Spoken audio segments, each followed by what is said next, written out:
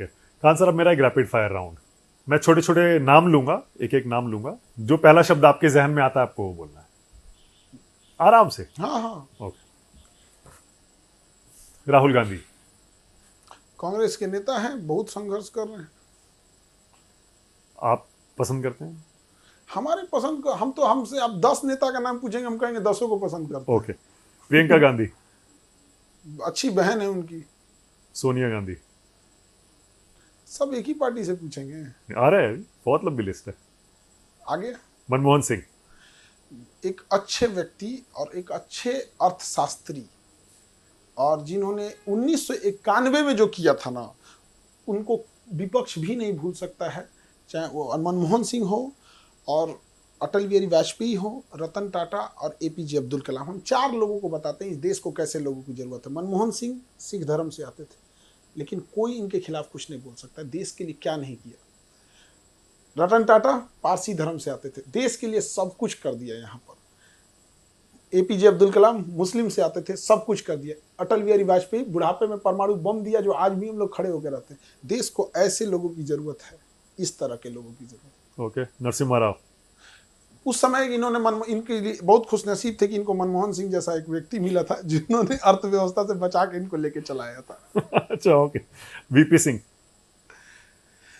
उस समय का जो पॉलिटिक्स मांग रहा था, उसी रास्ते पे चल दिए थे। राजीव गांधी। दूसरे के कहने के वजह से कई डिसीजन लिए जो इनको बहुत बुरा खामियाजा भुगतना पड़ा। चाहे हम वो सुप्रीम कोर्ट का वर्डिक्ट बदलना पड़ा, शाहबानो वाला केस। शाहबानो वाले केस में इन्होंने पता नहीं क्यों ऐसा काम कर दिया, नहीं समझ में आया, जबकि सुप्रीम कोर्ट ने डिसीजन दिया था, मान लेना चाहिए था। फिर बफोर्स तो घोटाला में फंसे और फंसते चले गए। फिर वो स्विस बैंक, लोटस अकाउंट, क्या क्या क्या चीजें एक ही साथ होते गई। उसके बाद से तो दुर्घटना ही हो गई इनके साथ। संजय गांधी। छोटा सा कार्यकाल। इंदिरा गांधी। आयरन लेडी, सच में अगर भारत में रहती तो नक्शा चेंज हो गया रहता। नेहरू जी। अंधेरी गली के मुहाने पे जिसको देश पे छोड़ के गए थे सब, जवाहरलाल नेहरू को, तो नेहरू को वर्ल्ड लीडर बनने की अगर चाहत ना होती, वर्ल्ड लीडर बनने की चाहत ना होती, तो देश का ये हाल नहीं हुआ रहता। चाइना पे बिना मतलब का भरोसा करना, कश्मीर का मुद्दा लेके जाना, यूएनओ में लेके जाना, अपने आप को यूएनओ का महासचिव बनाने की ये सोच लेना, बिल्कुल एकदम गलत। चाइना के प्रति तो इनसे घटिया नीति कोई लाया ही नहीं था। बाबा साहब अम्बेडकर। अनमैचेबल। चेहरा खिल गया एकदम अम्बेडकर जी का नाम आते ही। अनमैचेबल, अम्बेडकर साहब अनमैचेबल। और ये तो आप कह ही चुके कि उनको पहला प्रधानमंत्री बनना चाहिए था देश का। सरदार पटेल।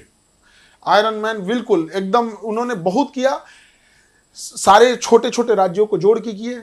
उनका कोई मतलब बैकडोर सपोर्ट नहीं था। एक मिडिल क्लास से आने वाले व्यक्ति, जिनको पढ़ाई के लिए भी इतना संघर्ष करना पड़ा और देश के लिए इतना बेहतरीन काम किया, जोड़ के रखा। चाहे उनका सबसे बड़ा योगदान लक्षद्वीप को आधे घंटे पहले जोड़ा, जो लोग बहुत बार इसको नहीं देख पाते। वो लक्षद्वीप को जोड़े और इधर कश्मीर भरोसे बैठे थे जवाहरलाल नेहरू का। कश्मीर में उतना इंटरेस्ट वो नहीं लिए थे, बट जो साउथ वाला एरिया था उस सबको एकदम बेहतरीन ढंग से जोड़ के रखे। वो मतलब 10 साल और जी जाते तो देश की स्थिति कुछ और होती। दुर्भाग्य से उनकी मृत्यु 1950 में हो गई। और लोग कहते हैं कि उन्हें प्रधानमंत्री होना चाहिए। अब यकीन मानिए, हमें जहां तक लगता है अगर वो जीवित रहते और 1951 का चुनाव रहता तो जरूर उनको वो बनते, नो डाउट इसमें। लेकिन प्रॉब्लम कहां आती है कि कोई अगर जीवित ही नहीं, जैसे अभी हम कहें कि एपीजे अब्दुल कलाम राष्ट्रपति हैं या द्रौपदी मुर्मू, अरे भैया अब्दुल कलाम साहब नहीं है। महात्मा गांधी। महात्मा गांधी ने बहुत लंबा संघर्ष किया। इंग्लैंड उस समय जाके पढ़े थे। आज हम लोग की औकात नहीं है कि हम जाके घूम आ सके, वो उस समय पढ़े थे। धन दौलत से कोई कमी नहीं थी। उस समय वो इतने बड़े वकील थे कि भारतीयों का केस लड़ने साउथ अफ्रीका गए थे। लेकिन इन सब के बावजूद आधी धोती पर उस इंसान ने पूरा जिंदगी बिता दिया। कोई पद नहीं लिया देश के बनने के बाद। अगर वो कहते कि मैं देश का राष्ट्रपति बनूंगा तो पक्का बन जाते, जो चाहते वो पद मिल सकता था, नहीं लिए। गलती क्या थी कि इरविन के साथ जब समझौता कर रहे थे 1931 में, 5 मार्च 1931, तो जो दिल्ली पैक्ट समझौता चल रहा था इरविन के साथ, तो इरविन से कहे थे कि राजनीतिक कैदियों को छोड़ देने के लिए। इरविन इतना चतुर, इतना कमीना व्यक्ति था कि उन्होंने भगत सिंह को राजनीतिक कैदी घोषित ही नहीं किया, उन्होंने भगत सिंह को आपराधिक कैदी घोषित किया। और साइन जो हुआ था समझौता पे कि अंग्रेज सभी राजनीतिक कैदियों को छोड़ देंगे, तो ज्यादातर राजनीतिक कैदियों को छोड़ दिया गया और भगत सिंह के ऊपर आपराधिक मुकदमा लगा दिया क्योंकि इन्हें असेंबली में बम फेंके थे। अब जब यहाँ पे इनसे गांधी जी से सबसे बड़ा ब्लंडर हुआ, उन्हें सेकेंड गोलमेज सम्मेलन में नहीं जाना चाहिए था, क्योंकि द्वितीय गोलमेज सम्मेलन जब 1931 में चल रहा था तो उस समय इंग्लैंड का प्रधानमंत्री रेमजे मैकडोनाल्ड था और उसी समय सेकेंड वर्ल्ड वॉर की तैयारियां चल रही थी, तो वो चाहता था इंडिया को शांत करे। इसलिए इरविन के ऊपर दबाव था कि कैसे भी गांधी को भेजो, और गांधी इस समय दांडी मार्च और सविनय अवज्ञा आंदोलन चला रहे थे। अगर गांधी जी इस बात पे स्टिक हो जाते कि नहीं भगत सिंह की फांसी माफ की जाए, तो इरविन को मजबूरी अपना वीटो पावर लगाकर भगत सिंह की फांसी रोकनी चाहिए। लेकिन गांधी को लगा कि राजनीतिक कैदी हम छोड़ देते हैं, और यहां उन्हें नहीं छोड़ा गया। और इसका दाग गांधी तब तक नहीं धुल सकते हैं जब तक यह पृथ्वी रहेगा। और इसके बाद लालछन उन पर लगा देना कि इन्होंने देश का बंटवारा कर दिया, ये गलत बात है। माफी का आपने जिक्र किया, तो वीर सावरकर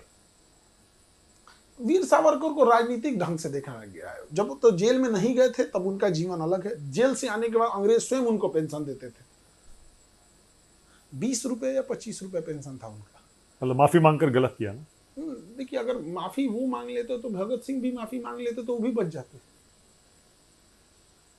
तो कहीं ना कहीं थोड़ा सा इस पे प्रश्न चिन्ह लग जाता है। लेकिन ये क्या है ना कि ये ऐतिहासिक मुद्दे से हटा के इसे राजनीतिक मुद्दा बना दिया। एक इंसान ये सोचता है कि आपके मुंह से उनकी तारीफ निकले, और एक इंसान सोचता है आपके मुंह से उनका विरोध निकले, और दोनों पक्ष, दोनों जो धर रहा है वो ये नहीं देखना चाहता है कि मतलब असली बात क्या चीज थी वहां पर। नाथूराम गोडसे जिन्ना को मार देता भाई, ये तो इंसान है। 80 साल के बूढ़ा आदमी को धक्का नहीं मारा जाता है। जिन्ना को मारने में क्या जा रहा था इनको? लॉर्ड माउंटबेटन को मार देते, रेडक्लिफ को मार देते, बिरला मंदिर में जाके मार दिए किसको? गांधी को। अच्छा, मारने से मिला क्या? सारी हटा दीजिए। जो लोग नाथूराम गोडसे के पक्षधर हैं वो ये बता दे कि मारने से क्या बदल गया, देश को क्या नई चीजें मिल गई। और हम यही कहते हैं कि जिन्ना को मार देते तो देश का विभाजन नहीं हो सकता। क्या देश का पहला आतंकवादी था नाथूराम गोडसे? देखिए, जो हत्यारा तो कही देंगे, उस हत्यारा तो था। अब आतंकवाद की अलग अलग परिभाषा है। इजराइल अजमल कसाब को आतंकवादी नहीं मानता है। उसकी क्या परिभाषा कहिएगा? दुनिया देखा अजमल कसाब को, इजराइल नहीं माना तो हम क्या कहें? ओके, आज के नेताओं पर आ रहा हूं। नरेंद्र मोदी मतलब थकते नहीं है एक तरह से, और हमेशा मेहनत कर रहे हैं। थोड़ा ध्यान एजुकेशन पे दे दे। अमित शाह, अब इनका तो क्या कहिएगा, चाणक्य कहा जाता है इन्हें। राजनीतिक रूप से डिसीजन एक्टिव लेते हैं। योगी आदित्यनाथ, जो करना है करेंगे, जो आए देख लिया जाएगा। नीतीश कुमार बिहार को, मतलब जिस तरह हम अपना घर बनाते हैं ना कि यहाँ नल लगा दें, यहाँ पूजा घर, यहाँ बेडरूम, उस इंसान ने ना बिहार को उस तरह से सजाया है, नीतीश कुमार ने। और नीतीश कुमार के विरोधी भी इस बात का एहसास दिखाते हैं। लेकिन अभी उम्र की वजह से, और कुछ लोग वहीं बताते हैं जो ब्रेन में अल्जाइमर होने की वजह से, अब उनके बिहाफ पे कौन डिसीजन ले रहा है अब ये समझ में नहीं आ रहा है। ओके, लगता है बीजेपी का सीएम आने वाला है बिहार के लिए। अब जो जनता डिसाइड करेगी, हम लोग क्या कर सकते हैं। तेजस्वी यादव, एजुकेशन जो, और ये क्या नाम है, वैकेंसीज, क्योंकि बिहार में ना एंटरप्रेन्योरशिप नहीं है, पूंजी नहीं है, तो यहाँ एक बड़ा हिस्सा जो होता है वो रोजगार पर डिपेंड करता है। एक घर में एक इंसान को रोजगार मिल जाए ना तो 2 परिवार संभल जाते हैं। एक लड़का को नौकरी मिल गया, उसका परिवार सुधर गया, और एक बेरोजगार लड़की से वो शादी कर लेता है। तो बिहार में एक नौकरी मतलब 2 परिवार। तो इतनी ज़्यादा वैकेंसीज और इतना ज़्यादा नौकरी पे बात करना, ये यहाँ की मूलभूत समस्या है। ये चीज़ गुजरात में नहीं सक्सेस होगी, क्योंकि गुजरात के लोगों को नौकरी नहीं चाहिए, वहाँ बिजनेस चाहिए। बट यहाँ पर जो उन्होंने रोजगार और वैकेंसी, महंगाई पे जो बात की है, ये मेन धरातल के मुद्दे हैं। तेज प्रताप यादव, उनका तो अलग धार्मिक, आध्यात्मिक और ये सब चीज़ों में लगे रहते हैं। कन्हैया कुमार, अपना, उनका भी एकदम एक स्टैंडर्ड फिक्स है कि हम अपना क्रांति वाला जो विचारधारा है और जो जेएनयू वाला टच है, हाँ। हम ये धरातल की चीज़ों को चेंज करेंगे कर। और जो गवर्नमेंट उन पे केस लगा के रख रही है, तो हमको ही नहीं समझ में आता है, 10 साल 20 साल पुराना केस है, यस नो करके ख़त्म करोगे। ऑब्वियस बात है, आप खुद से सोचिए। हाँ 10 साल हो गए उसको। 10 साल पुराना केस है। यस, अब आदमी कंफ्यूजन में रहता है, हुआ है नहीं हुआ है। असदुद्दीन ओवैसी। अभी इधर जो ऑपरेशन सिंदूर के बाद हाँ। जो हमारे डेलीगेट गए थे, वो उन्होंने बहुत बढ़िया वहाँ पे जो मिडिल ईस्ट हो गया या अरब देश में हो गया, जो बेहतरीन ढंग से पाकिस्तान को धोया उस इंसान ने। कंप्लीट अपना वो जो एक स्टेटस था, जो एक पहचान थी, छवि थी, कंप्लीट बदल दिया उन्होंने। ऐसे देश के मुद्दे पे सबको एक होके रहना चाहिए। ओके, अखिलेश यादव। पूरा नेता लोग का लिस्टे लेके आए हैं क्या? हाँ बस खत्म होने वाला है। अखिलेश यादव। अखिलेश यादव बढ़िया काम किए, एक्सप्रेस वे से उत्तर प्रदेश में एक चीज अच्छा लगा ना, जो सीएम आया सब लगड़ के काम किए। चाहे मायावती आई, हमने ये एक्सप्रेस वे बनाया, ये डेवलपमेंट किया, नोएडा बसाएं। अखिलेश यादव आए, हमने लैपटॉप दिया, बिजली दिए, सड़क, हाईवे, मेट्रो, ये योगी आदित्यनाथ गाड़ी पलटे, बुलडोजर चलाएं, ये सब जो आता है ना कोई काम करता है वहां पे। यूपी में ये चीजें ठीक लगती है। अरविंद केजरीवाल एजुकेशन सिस्टम में ना जितना उन्होंने काम किया था, एजुकेशन, पूरे इंडिया को वो एजुकेशन सिस्टम अपनाना चाहिए जो वहाँ पे काम हुआ था।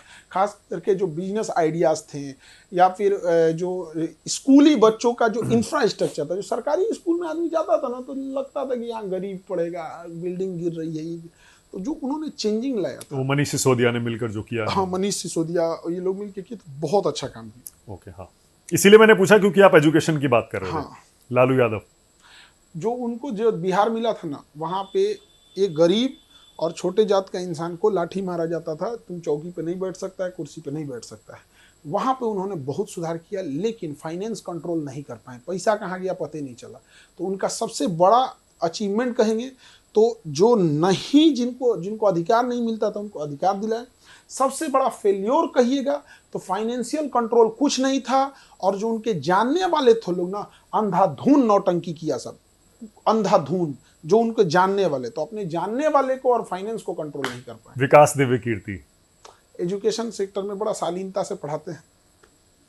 बातचीत है आपकी? कोई मुलाकात हुई है? सारे शिक्षकों से कंपटीशन नहीं रहता है? नहीं, ऐसा क्यों बात, वो अपना अलग अपना पढ़ा रहे हैं, हम अपना पढ़ा रहे हैं, दोनों में थोड़ा डिफरेंस उनका है कि थोड़ा शालीनता से चीजों को बताते हैं, हमारा बात हम एग्रेसिव बताते हैं। आप मानते हैं कि आप अग्रेसिव हैं? खुद को मानते हैं? हमको फौज में जाना था ना तो वो फौजी वाला था, और वो टीचिंग में आए वहाँ पे, और हमको तो अभी वो कहते हैं कि हमको टीचिंग, मतलब टीचिंग हम दिल से बताते हैं, हमको टीचिंग पसंद नहीं। ओके, अवध ओझा सर हिस्ट्री के सेक्टर में बहुत काम किए। अब इधर इलेक्शन भी वो लड़े थे। हाँ। अगेन बात है कि लोगों के वोट पर उनका हक होता है, वोट देना ना देना किसी का पर्सनल चॉइस है, बट एजुकेटेड लोगों को एजुकेशन में आना चाहिए। खान सर, मजा आ गया, बहुत बढ़िया, थैंक यू सो मच चाय वाले इंटरव्यू के लिए। बहुत मजा आया मुझे आपके साथ इस बातचीत में। Thank you so much, thank you. नमस्कार, मैं हूं मानक गुप्ता। अगर आपको हमारा ये वीडियो पसंद आया हो तो इसे लाइक और शेयर जरूर करें, और हाँ, हमें सब्सक्राइब और फॉलो करना ना भूलें ताकि आप देश और दुनिया की कोई खबर मिस ना करें। तो जुड़े रहिए हमारे साथ और देखते रहिए News 24।